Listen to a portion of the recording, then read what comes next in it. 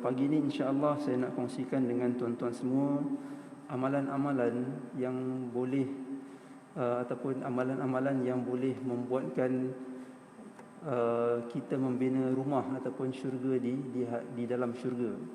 Buat amalan ni Allah Taala akan beri istana ataupun rumah di dalam syurga.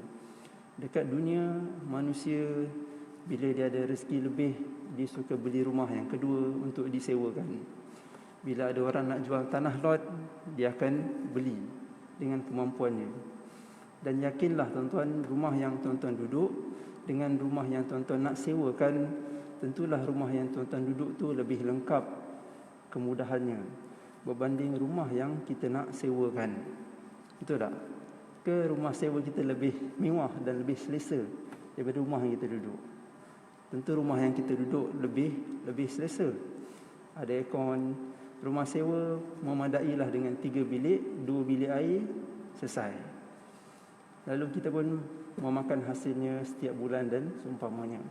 Atau kita beli tanah lot buat rumah untuk zuriat, untuk anak, untuk cucu dan seumpamanya. Lazimnya begitulah yang manusia buat di atas dunia. Siapa yang Allah Ta'ala mudahkan dan luaskan rezekinya, itu urusannya dan tidak ada halangan pada keadaan itu.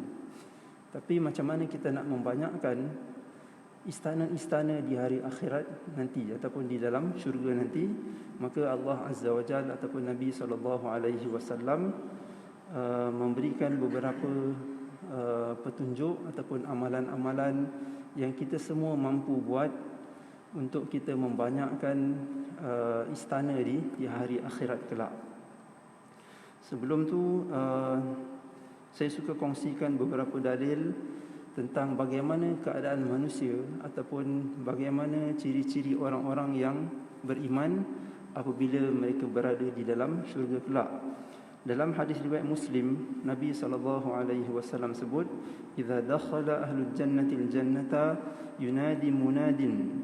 Bila seorang tu ataupun bila penghuni syurga telah pun masuk ke dalam syurga, ada satu suara yang akan menyeru, "Innalakum an tahyaw fala tamutu abada, wa innalakum an tasihhu fala tasqamu abada, wa innalakum an tashubbu fala tahramu abada, wa innalakum an tun'imu fala tab'asu abada." Hadis riwayat Imam Muslim. Bila penghuni syurga masuk ke dalam syurga, ada satu suara yang akan menyeru.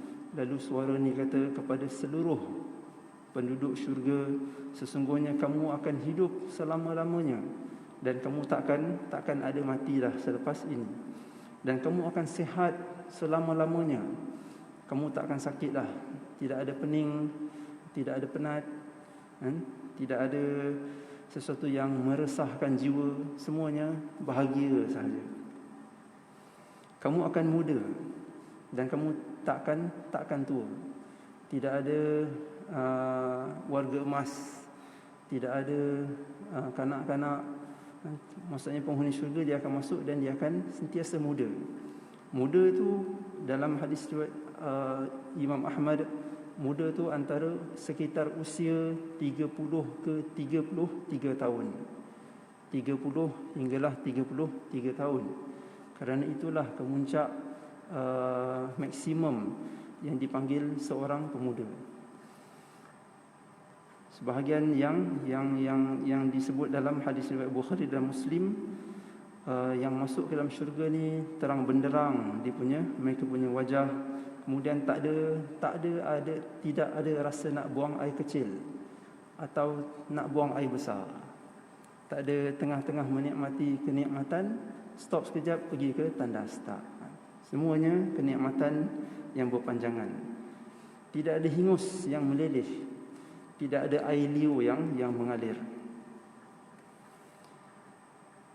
Bentuk tubuhnya seperti tubuh Adam alaihi salam, sepanjang 60 hasta menjulang tinggi.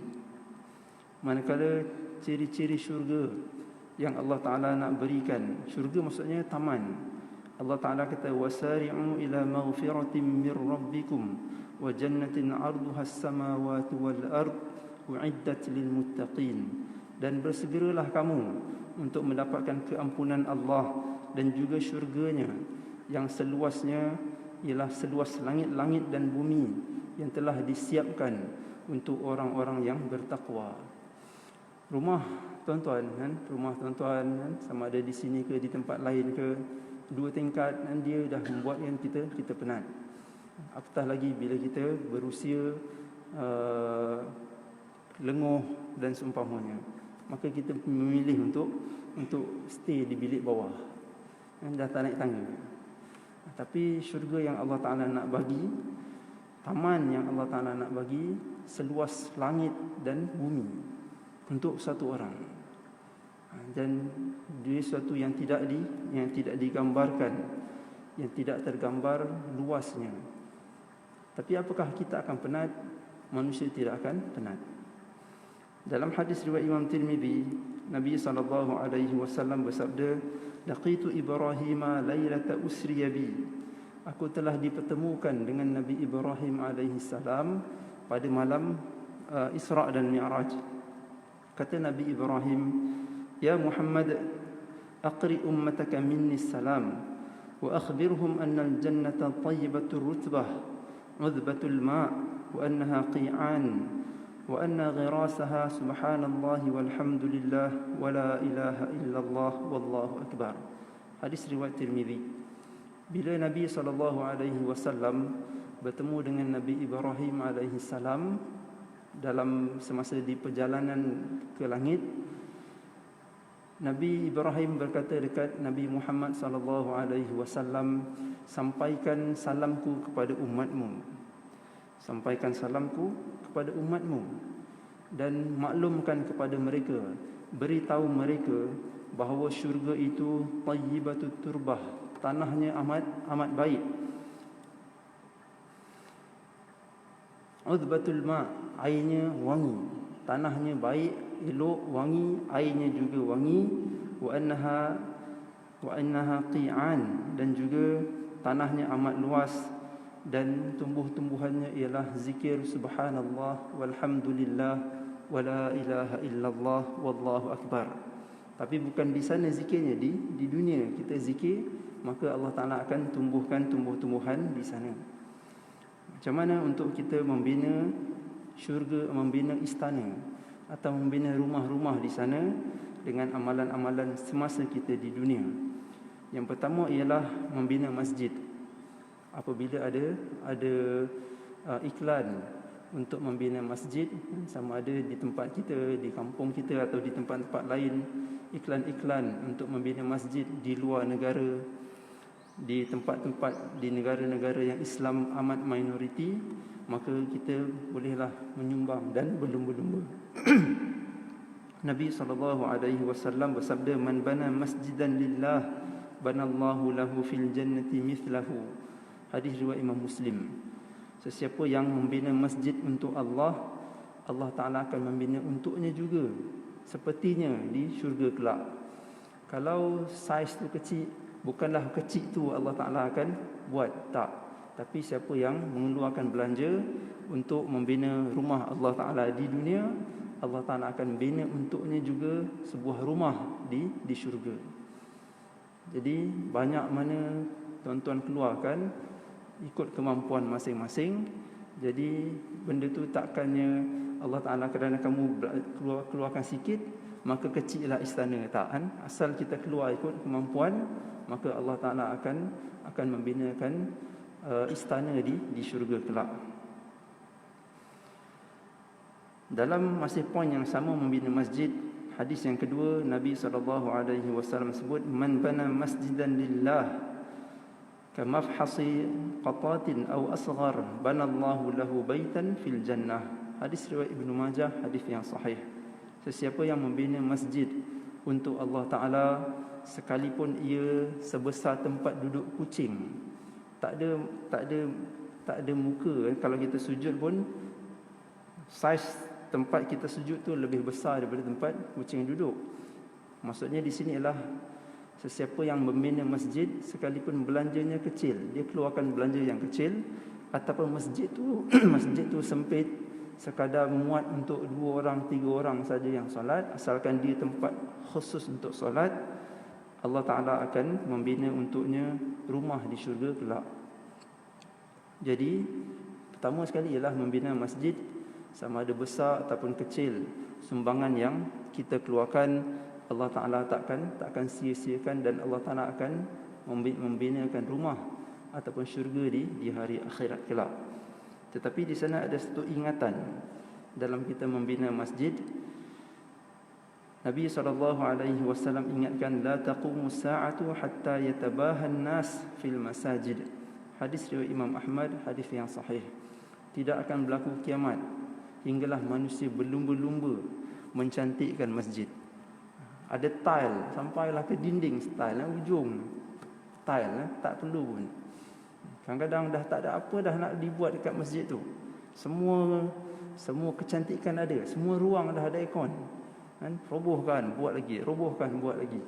Sedangkan di sekeliling kampung ataupun tempat tu ramai manusia yang memerlukan bantuan. Ataupun banyak lagi manfaat-manfaat yang boleh dibuat daripada tabungan masjid yang amat-amat banyak. Malah sebahagian tempat berbangga dengan tabungan yang banyak tapi tidak dibelanjakan.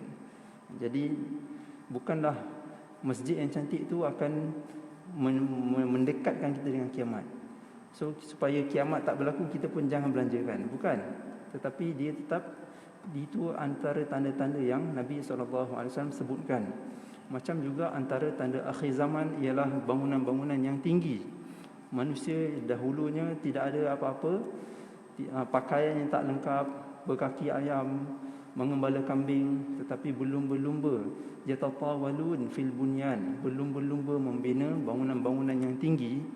Bukanlah kalau kita buat bangunan rendah, kiamat makin jauh, dah kan? Tapi dia sekadar nak menggambarkan apabila banyak bangunan-bangunan yang tinggi, maka itu tanda-tanda kiamat yang bakal berlaku ataupun telah hampir.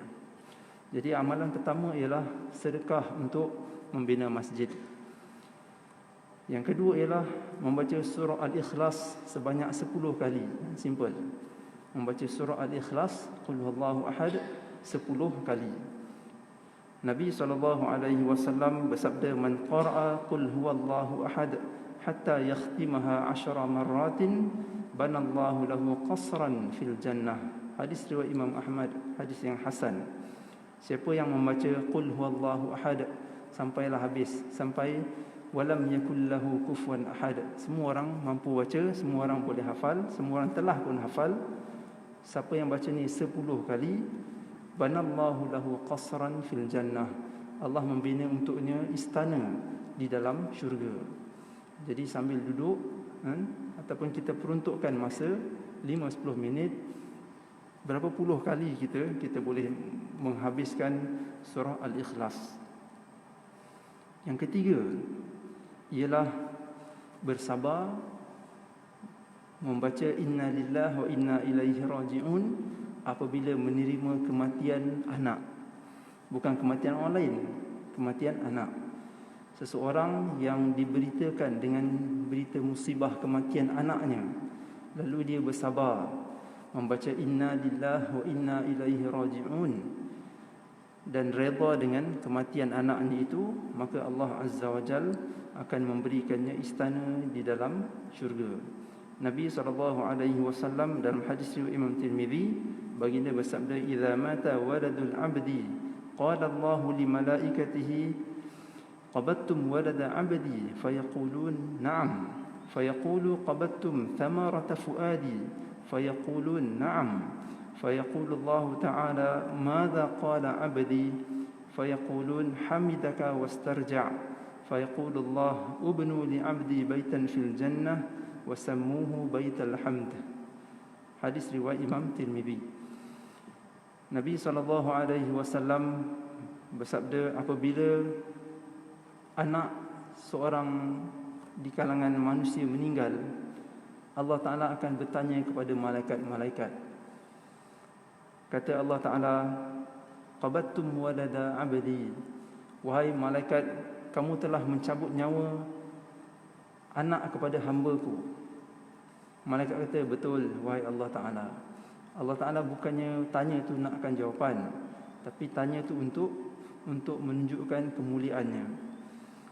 Malaikat kata, ya, kami telah cabut nyawa anak kepada Fulan bin Fulan. Lalu Allah Ta'ala kata, kamu telah mencabut nyawa buah hatinya. Lalu malaikat kata, betul wahai Allah Ta'ala. Lalu Allah Ta'ala tanya malaikat, apa yang hamba-Ku ini sebutkan semasa kamu cabut nyawa anaknya? Kata malaikat, hamidaka wastarja'a, dia telah memujimu, dan hamba ni telah pun membaca istirja', inna lillahi wa inna ilaihi raji'un. Lalu Allah Azza wa Jalla kata dekat malaikat, kalau yang demikian, binakan untuk hamba ini satu rumah di dalam syurga, dan namakanlah rumah itu ataupun istana itu Baitul Hamd, rumah pujian. Kerana seseorang yang diuji dengan kematian anaknya, dia lebih menyedihkan daripada diuji dengan kematian-kematian atau ujian-ujian yang lain. Jadi demikian seseorang yang diuji dengan kematian anak, dengan diambil semula zuriatnya, lalu dia bersabar membaca inna lillahi wa inna ilaihi raji'un, redha dengan apa yang Allah Azza wa Jalla tentukan, maka Allah Azza wa Jalla akan menggantikan ujian itu dengan sebuah istana ataupun rumah di syurga kelak. Jadi banyaklah rumah tuan-tuan dekat syurga dengan amalan-amalan yang kecil ni. Seterusnya ialah apabila kita masuk ke pasar dan kita membaca doa yang khusus untuk kita masuk pasar. Pagi ni nak pergi pasar Salak hari Ahad, kita bacalah doa ni. Doanya ialah la ilaha illallah wahdahu la syarikalah, lahul mulku wa lahul hamdu, yuhyi wa yumit, wa huwa hayyun la yamut, biyadihil khair, wa huwa ala kulli syai'in qadir. Hadis riwayat Tirmizi dan Nasa'i. Tak apa, nanti saya bagi ni dekat grup surau, tuan-tuan bolehlah tengok. La ilaha illallah wahdahu la syarikalah, lahul mulku wa lahul hamdu, yuhyi wa yumit, wa huwa hayyun la yamut, biyadihil khairu, wa huwa ala kulli syai'in qadir. Dia punya fadilat amat besar.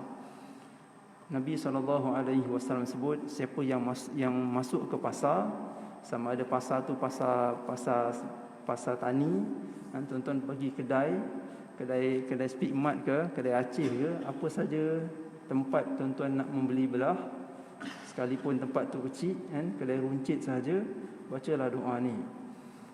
Siapa yang baca doa ni ketika masuk pasar, Nabi SAW sebut, Allah Azza wa Jalla akan memberikannya 1,000,000 pahala, alfi hasanah, 1,000,000 pahala, dan akan dipadam 1,000,000 dosa, iaitu 1,000,000, dan diangkat kedudukannya juga jumlah yang sama.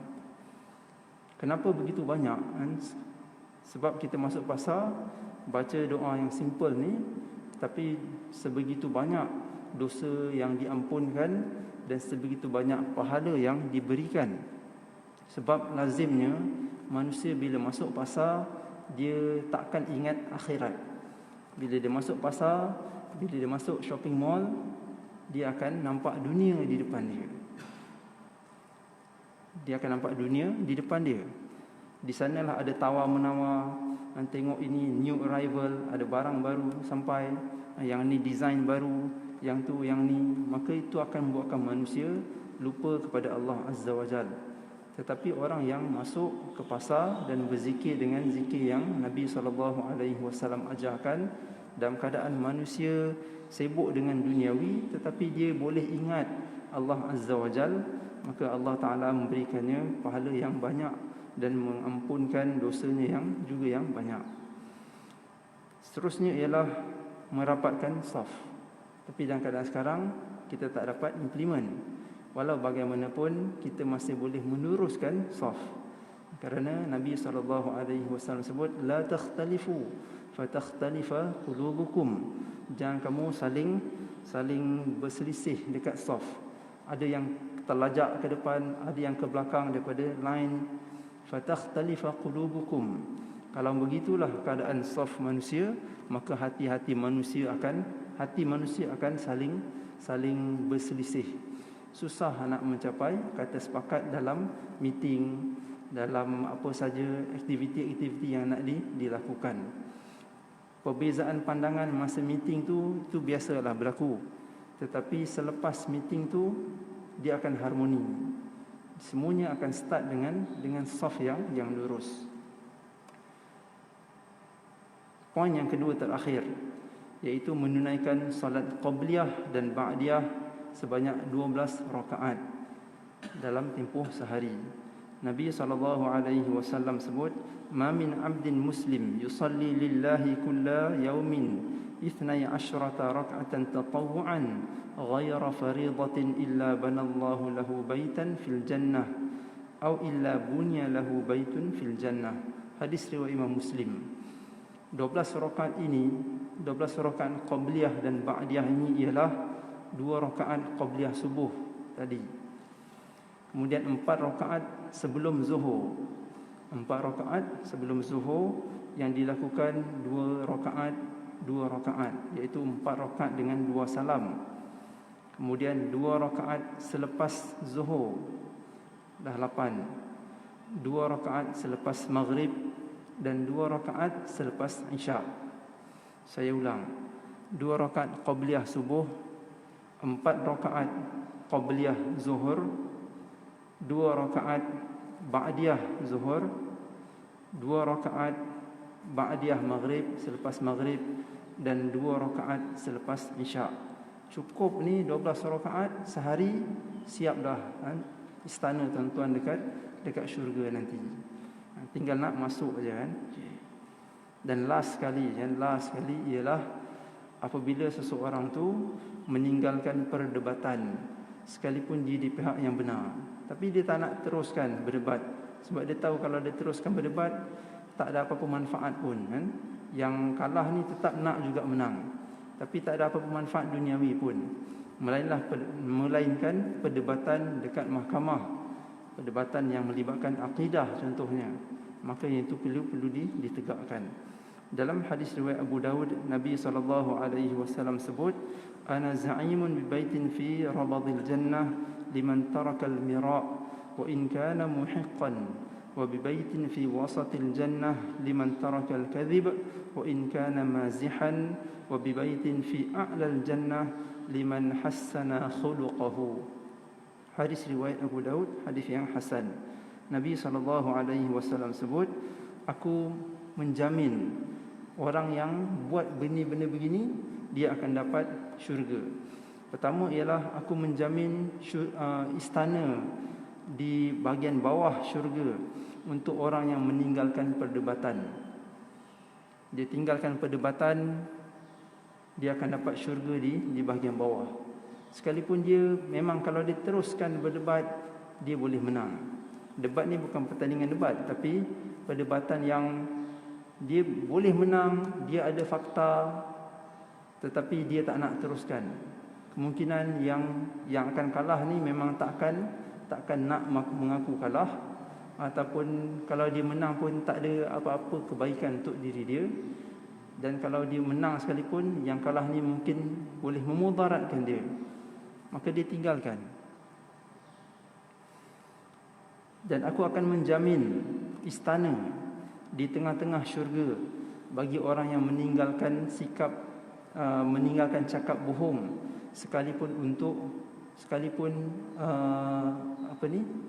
untuk tujuan bergurau. Contohnya seorang ayah atau seorang datuk cerita dekat cucunya, dulu atuk dulu ayah masa kat sekolah bersukan sampai wakil negeri contohnya tapi ayah ni sebenarnya kan bangku simpanan saja kan. Tapi dia bagi tahu sesuatu yang lebih dari itu yang tidak benar, sekalipun untuk melawak, sekalipun untuk memotivasikan anak cucunya. Tapi kalau benda itu tidak betul, maka dia tetap berdosa. Tapi kalau dia tinggalkan perbuatan itu, maka Allah Azza wa Jal akan berikannya syurga di tengah-tengah syurga. Di tengah-tengah, Allah Ta'ala berikannya istana di tengah-tengah syurga.